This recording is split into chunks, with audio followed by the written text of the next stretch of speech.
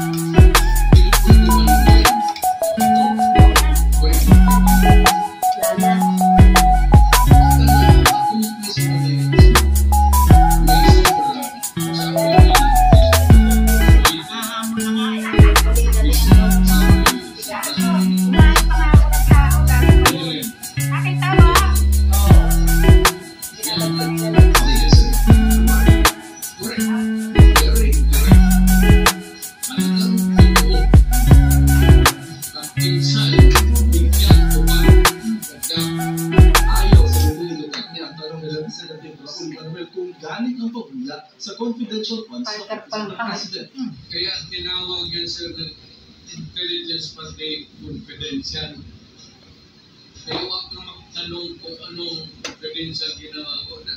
Confidential. Confidential nga ay dapat sabihin. I am protecting the interest of the Republic when I dispense confidential funds. Do not make me account for something which I cannot do legally. Pero sa isang punto, sinabi ni Duterte, galing umano sa mga sobrang campaign fund ng perang ginamit niya sa pabuya. Just remember that you have mentioned that yung pong pera na galing po sa donation ng inyong pong campaign funds will be utilized for the reward system. You mentioned that and I saw the video. And that's a private money, sir. Yes, magaling sa akin. Hindi na private money. Kasi natanggap ko yan. Ano na ako, hawak ko na the money was already when I was in the occupation. Itinanggi naman ni Duterte at sinabi noon ni Blackman na tinawagan siya ng dating Pangulo matapos niyang tumistigo laban kay Duterte sa Quad Committee. Wala rin daw siyang alam sa pagpatay kay retired General Wesley Moraliga ng PCSO. Si Arturo Las Cañas naman ay isang self-confessed hitman at umaming dating DDS leader. Tinawag ni Duterte na gumagawa lang ng kwento. Sa pagdinig, magkatabi ng upuan si Duterte at si dating Senador Leila de Lima na nakulong noon matapos siyang iugnay ni Duterte sa illegal drug trade sa Bilibid. Mga aligasyong ibinasura rin ng korte kalaunan. Naniniwala po ba kayo at si Secretary de Lima ang mother of all drug lords? Si Director Ruel Lasala and Reynaldo Esmeralda, former NBI officer in charge ng Department of I Justice. would like to congratulate them for making this statement. Absolutely false. Wala po akong kinalaman sa illegal drugs. Kasama lang ho yan sa naging propaganda nila. Pero nang si Duterte naman ang tanungin kung siya ba'y drug lord, tumaas ang kanyang boses. Kayo daw po ang Lord of all drug lords. Hindi ako dadating ng pagka-presidente, sir, kung gano'n ako. Oo naman eh. Vicky, kanina alas 4:30, dumating din dito si Vice President Sara Duterte. Hindi siya nagkaunlak ng panayam at dumating siya sa upuan malapit sa likod ng kanyang ama. Bago naman nagsimula ang hearing, nagdaos ng misa dito sa batasan ng mga kaanak ng Muray EJK victims. Sa labas naman ng batasan, nagtipon ang mga nasa 200 taga-suporta ng dating Pangulo. Yan muna ang latest mula dito sa kamera. Balik sa iyo, Vicky. Maraming salamat sa iyo, Jonathan Anga. Hindi tututulan o harangin ng gobyerno sa kanyang isuko ni dating Pangulo Rodrigo Duterte ang kanyang sarili sa jurisdiksyon ng International Criminal Court. Sinabi niya ni Executive Secretary Lucas Bersamin, kasunod ng pahayag ng dating Pangulo sa pagdinig ng House Quad Committee na handa siyang humanap sa investigasyon ng ICC. Ayon kay Bersamin, kung i-refer ng ICC ang proseso sa Interpol at magbibigay ang Interpol ng red notice sa Pilipinas, ma-oobliga ang bansa na ikonsidera ito. Ibig sabihin, kakailanganin makipagtulungan ng mga otoridad ng Pilipinas sa Interpol. alinsunod sa mga tiyatawag na protocol. Nito ng Oktubre, sinabi ng Malacanang na hindi na babalik ang Pilipinas sa pagiging miyembro ng ICC. Kasunod ng nahuli kang pagbulsa umano niya ng cellphone sa sinalakay na BPO sa Bataan, nahaharap sa administrative investigation ang isang tauhan ng Presidential Anti-Organized Crime Commission. Ang insidenteng nauwi pa sa konfrontasyon, panuorin sa pagtutok ni June Veneracion. Ayan na, lalapit na siya. Sa raid sa Central 1, Bataan ng isang buwan dahil sa pag-umulo sa scamming at illegal online gambling. Nakuha na ng CCTV sa loob ng isang kwarto ang isang miyembro ng raiding team na tila may pinasok sa bulsa. Patinig-tigil ito sa paligid, saka umalis. Hindi na ba lang siya nakapabalik natin yan? Ako mo rin yung magbulsa ng cellphone, kinupunta ng may-ari nito.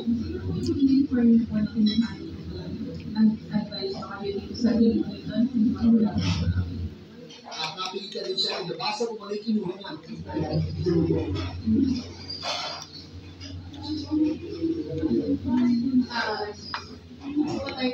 Kinupirma ng PAO o Presidential Anti-Organized Commission na tauhan ito ang nabidyohan na may binusa o cellphone sa raid sa Central 1, Bataan noong nakarang buwan. Ito, yung iniimbestigahan ko, driver kasi.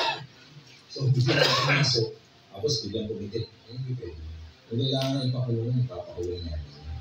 Nirelieve na raw ang nagistong miyembro ng PAO na videohan na harap siya sa administrative investigation. Sa raiding ito, nahuling nalampal ng isang empleyado, ang spokesperson ng PAO na si Dr. Winston Casio. Tinanggal din siya sa pwesto dahil sa insidente. So, hindi namin kinukonsinti yung mga ganyan bagay. Kahit tao namin.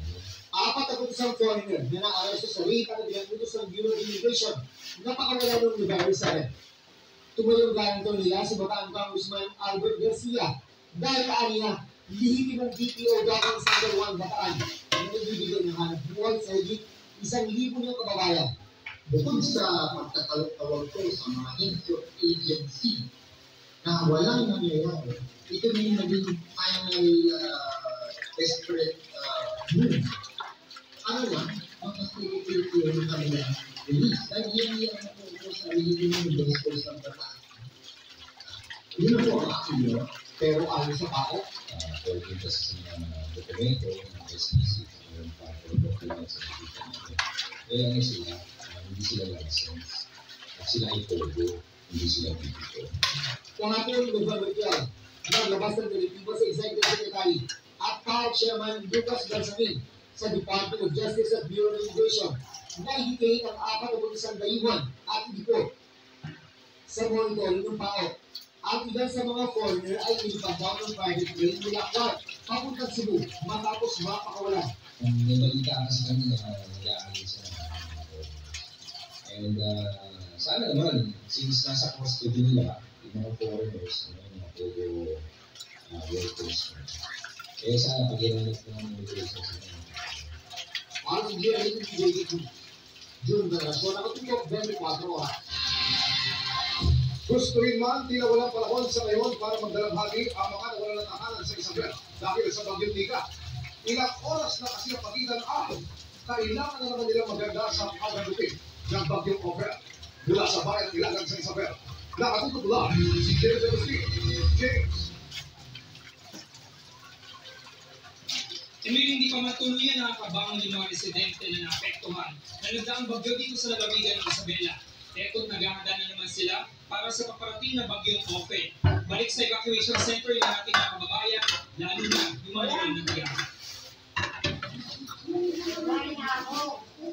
Nakauwi na sa wakas kaninang umaga si Leonard matapos sa 2 araw na pananatili sa evacuation center. Pero dinat ng bahay, wasak na matapos mabagsakan ng puno dahil sa kananalasan ng bagyong Nita. Halos wala siya naisalbang mga gamit. wala ng bahay. Kaya kilala ko rin ito sa mga nahirapan. Kasi bastos din mo merito. Hindi ka siya ulit ngayong araw. Kapag sinabihan kayo ng bakit mo. Kain na daw. Ang kanyang kapitbahay na si Ma'am Jessie, abala sa paglalagay ng pabigat na bago sa bubong. Ang ipinagulong ng kanyang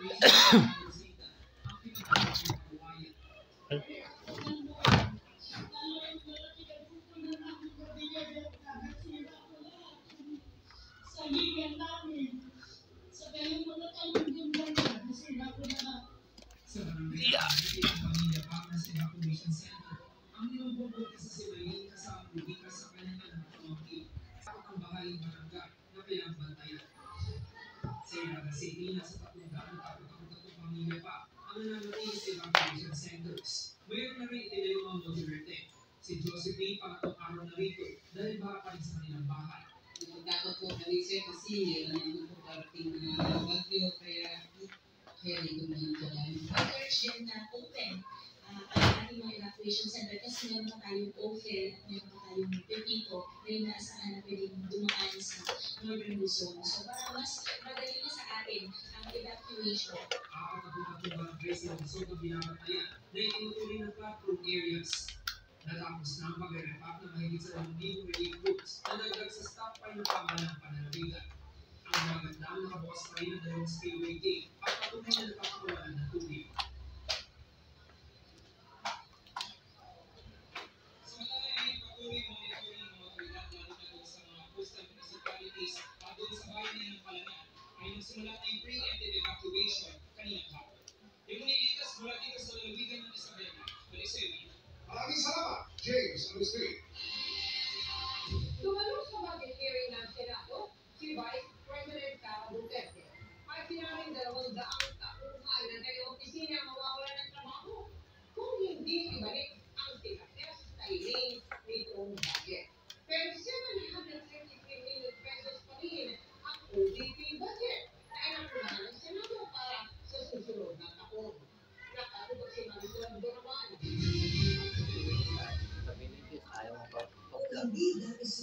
Dito, ayaw rin. Sa ibang fuel kaya. Si Vice President Sara Duterte sa pagtalakay sa binari ng budget ng Office of Vice President. Nina, ang galing bumahan ng 742 million pesos na budget ng OVP para sa taong 2025.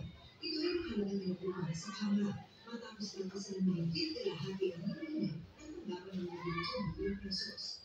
Tumayo sa Senador Bongo na kilalang kaalyado ng mga Duterte at nag-manifest na ibalik ang budget ng OVP. Ang mga nabati ko po kung mahalagang programa ng OVP ay naapektuhan dahil bahagi rin po ito ang tinanggal sa budget ng OVP sa ilalim ng General Appropriations Bill. Pag-uusapan na ito sa Pino na Benemex.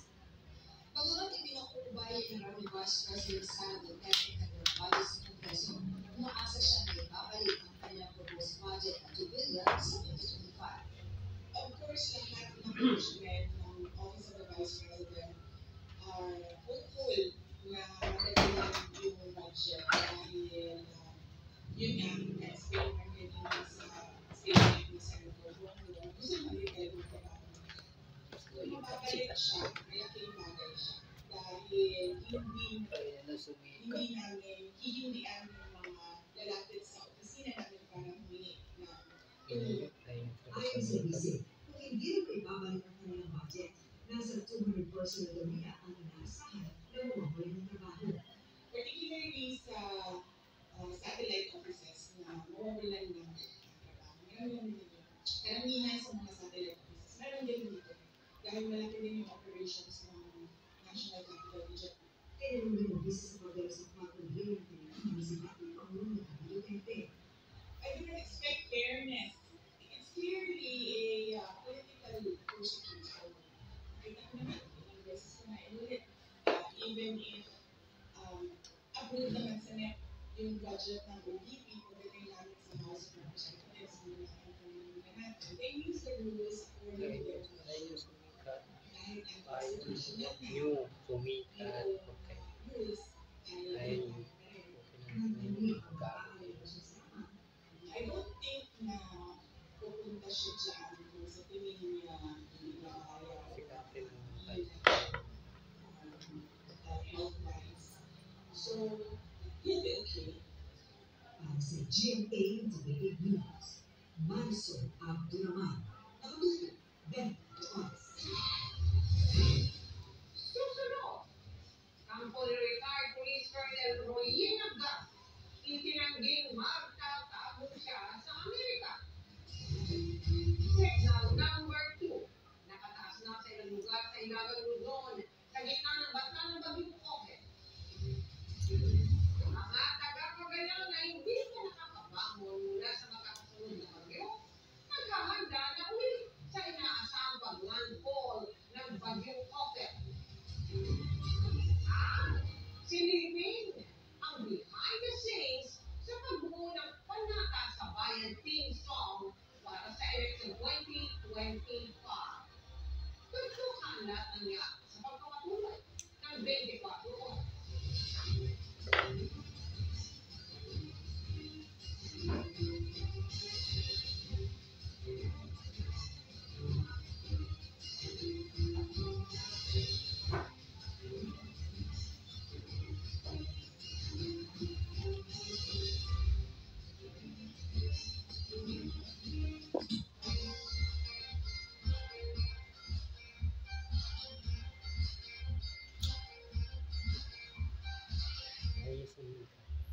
sunod ka. Dapat lahat ng issue. Alam mo na unawa mo para kahit saan coverage naman pinadalhin, malawak ang baon ng kaalaman. GMA Integrated News, ang news authority ng Philippines. Ang objective ng GMA News Online ay makapaghatid tayo ng important, verified at accurate information real-time. Kailangan na-break namin within 10 to 15 minutes. So, importante talaga, sigurado ka, accurate yung i-break mo. Mahalaga sa akin na maging daan ng katotohanan. Hindi na kasi malingan. Tayo ang magiging malakas na boses nila para sila'y mapakinggan. Yun ang tuloy na paglilingkod. GMA Integrated News, ang news authority ng Philippines. Misinformation, isa pa sa reporters of GMA Integrated News, mahinungdanon, na mga taga-nako.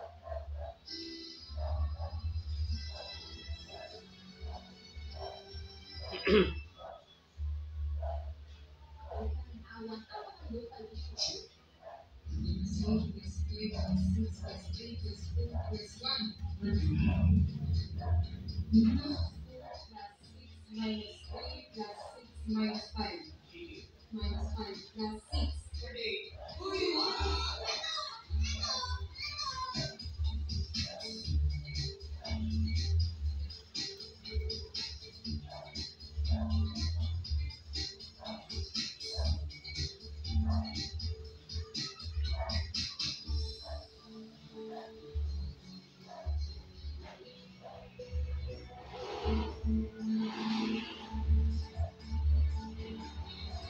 Six plus 3 plus 5 plus 8 plus 6 plus 3 plus 5 equals 63. Oh.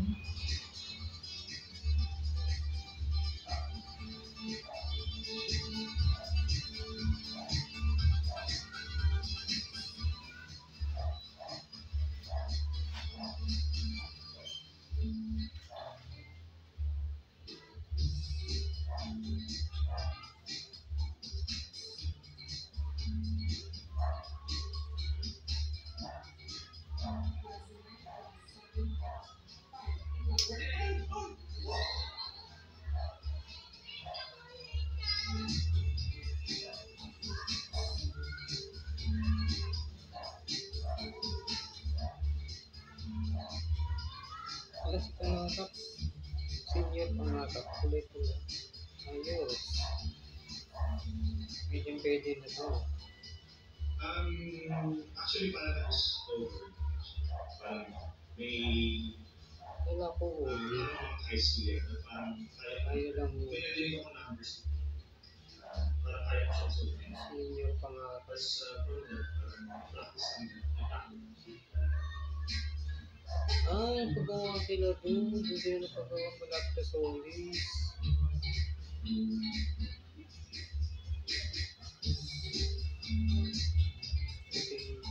Natuwa rin ako, tapos hindi rin ako makapaniwala. Kasi share ko din siya sa mga mama ko, sa tito ko. Tapos nagulat din sila kung ba sasagot niya. Tapos mas mabilis pa yung, kahit mas mabilis yung digits. Kahit pa yan yung ikan, tsaka yung minus.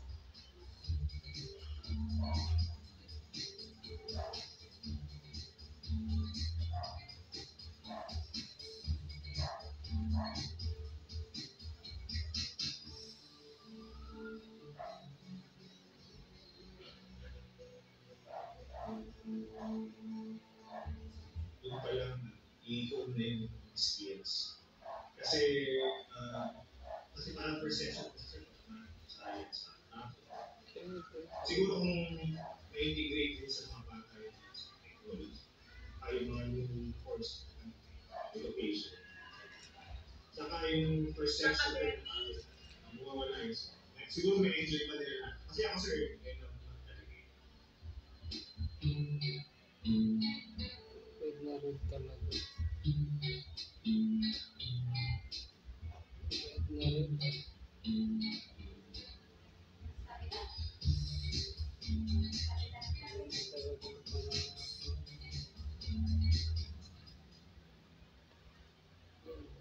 Senior pangarap.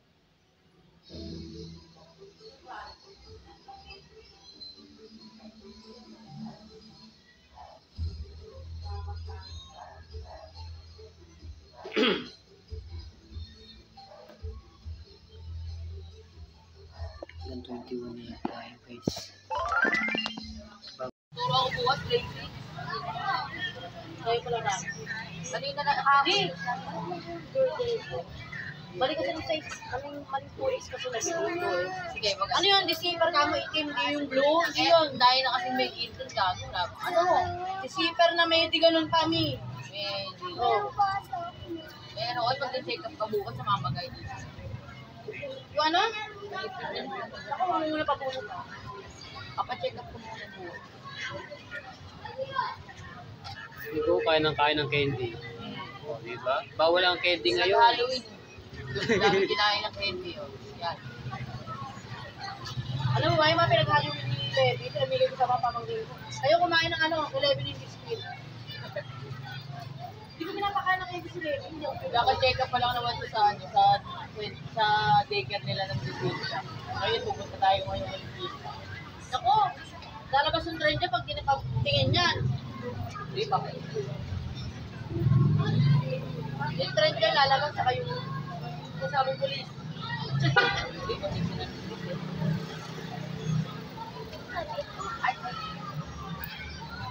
Ano kaya team ng grade 2? Hindi, team sa Bootwick.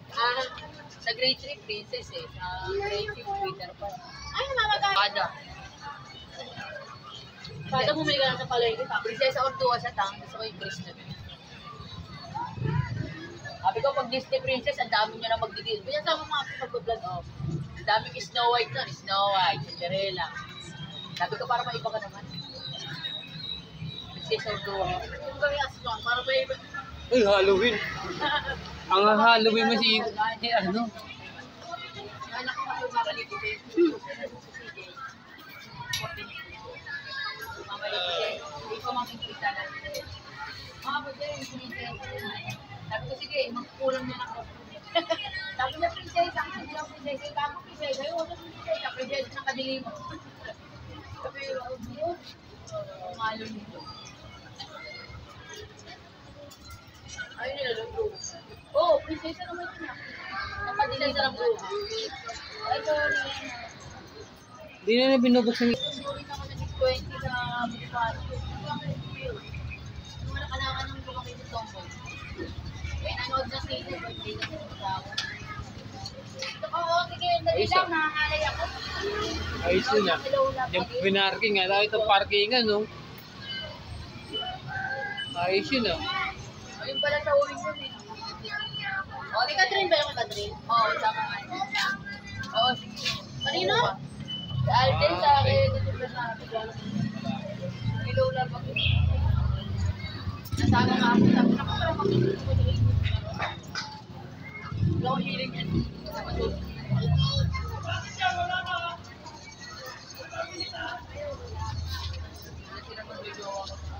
Okay rin.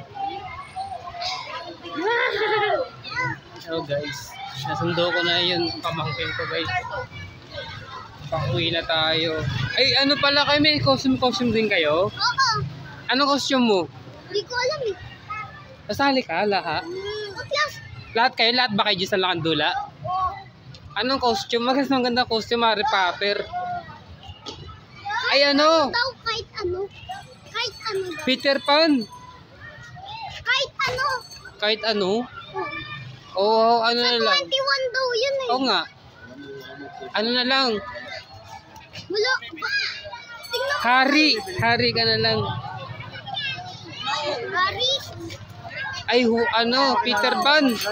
Peter Pan. Karakter rin naman yun, Peter Pan, di ba?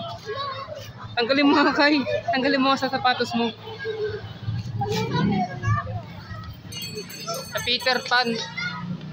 Iba daw kahit iba. Karakter din. O nga, karakter naman din, Peter Pan ah. Kahit ano daw, ayoko yun. Wala kaming costume na Peter. Anong gusto mo? Kahit ano. Captain America. Ha? Kahit ano. Snow White. Ayoko pang bakla. Bakla ka naman eh. Hindi ako bakla. Snow White. Ano? Favorite ko Spider-Man. Eh, pang Halloween yun eh. Hindi. Eh, pang costume ka ba nga, Louie? Ay, Peter, Spider-Man.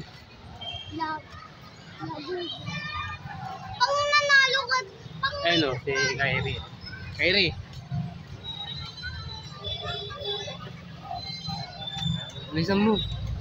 Peter Pan. Yan, panatin natin yan. Magkasagad daw? Oo. Kilala ko yun eh. Sino yun? Yung Ano yan? kaibigan ko. Mamaya yun. Kyrie. Bakla ka talaga pag ganun. Oh, tinan mo bakla oh. Pag ganyan, sasayaw ka na bakla. Ganyan ka. Hindi ako bakla. Kyrie. Bakla ka ganyan, sumasayaw. Ay, bahala ka, Kyrie. Bakla. Bakla ka. Guys, bakla si Kyrie, guys.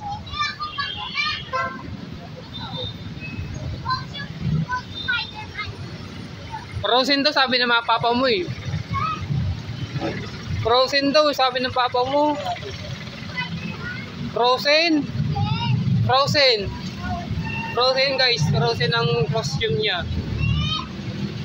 Eh, sinabi ng papa mo sa akin yun eh. Sinabi na sa akin kahapon. Sinabi na sa akin kahapon.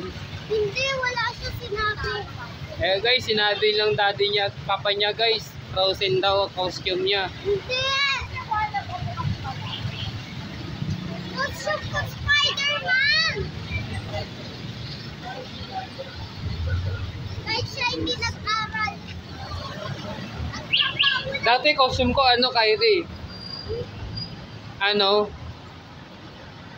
No. Tawag to? Harry Potter. Harry Potter na lang kay. Mas maganda pa. Black naman yun eh. Black naman na. Black naman yun na costume eh. Maliwanag pa rin kayo. Kay maliwanag pa rin oh. Tinan mo. Huwag ka dyan. May aso dyan. Si Kyrie. Kyrie. Wala pa mama mo dun. Wala pa. Alas 5. Uy, bakit bukas to? Ba't natatapon to?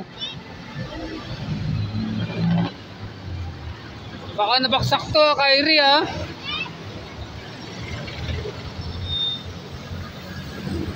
Shot tayo. Ano shot to?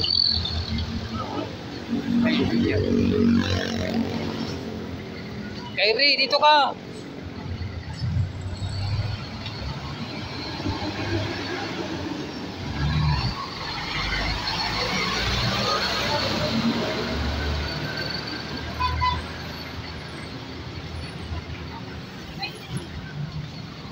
Kyrie. Ito si Kyrie. Dapat ka maliwanag pa dito sa cellphone ko. No? Oh, liwanag ko guys. Maliwanag ko. Guys, maliwanag pa rin sa cellphone ko guys pag gagabi na.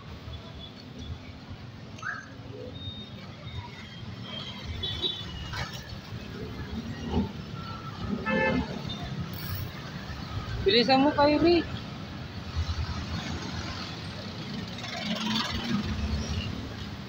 Nilabang ko na yung damit ko kay Inasareno.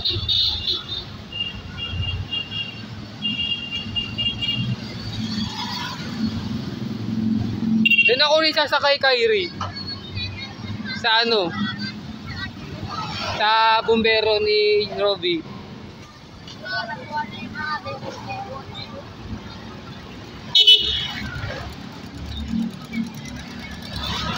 Sige na kasi, Harry Potter na lang. Oh, may block siya tapos. May gano'n ka dapat dito kayo. Parang gano'n. Tapos meron kang yung pang gano'n. Oo. Binibili yan sa Shopee. Shopee? O kaya sa palengke yung binibili. Ayun sinundo ko na guys si Kyrie.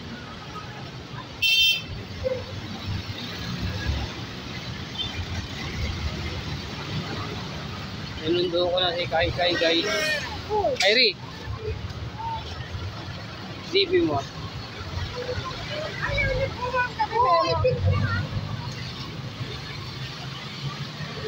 Ano ba? Gabi na oh. Maliwanag pa oh. Hala, kala ko full moon. Half, hindi yung full moon yan eh. Half, ano lang yun eh.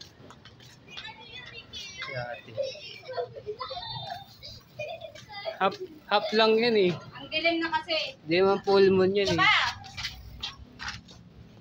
Bisa mo guys. Ito tayo sa Planas 1. Ay, Planas 2 pala to.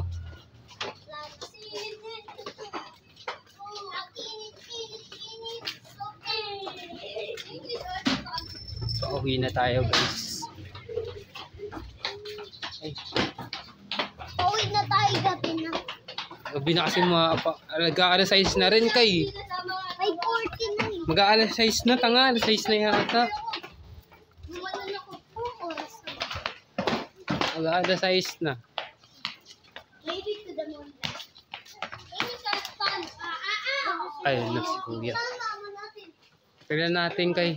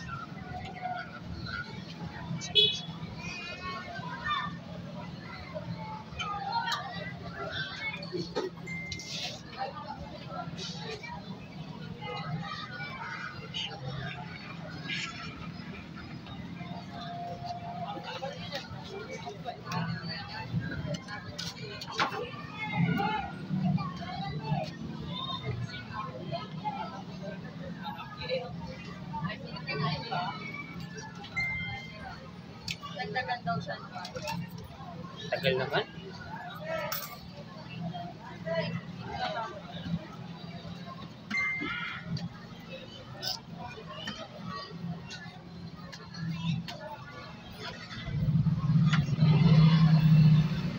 Paras din yung papasok pa lang, matagal din papasok eh.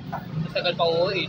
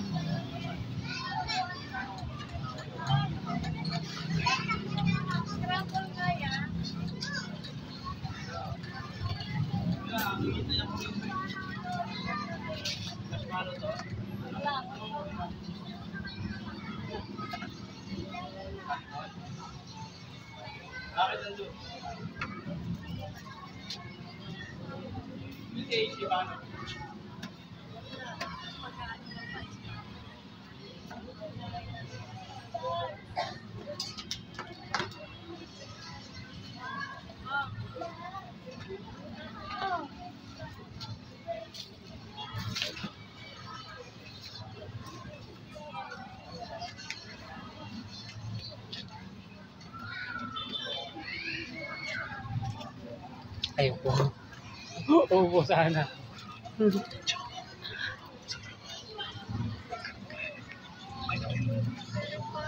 Sabi niyo po wala po siyang pera. Bakit po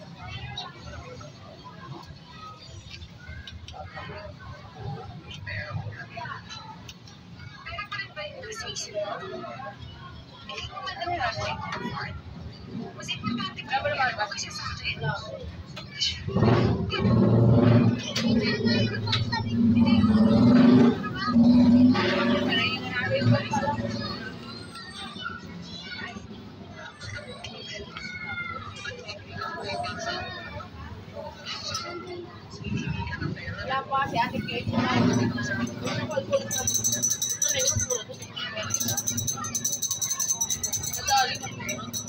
Kasi sali.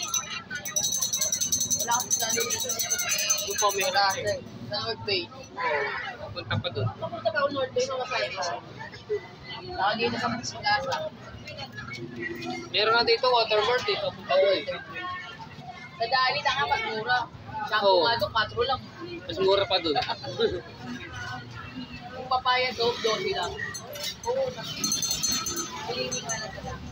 Wala pang grade 2? Ayun naman. Anong grade ka sa akin grade 5? Bakit? Ituro ako sa grade 5. Kuman pa kanina, ay 140. Nakakagalit. Nakakagalit sa pinalim.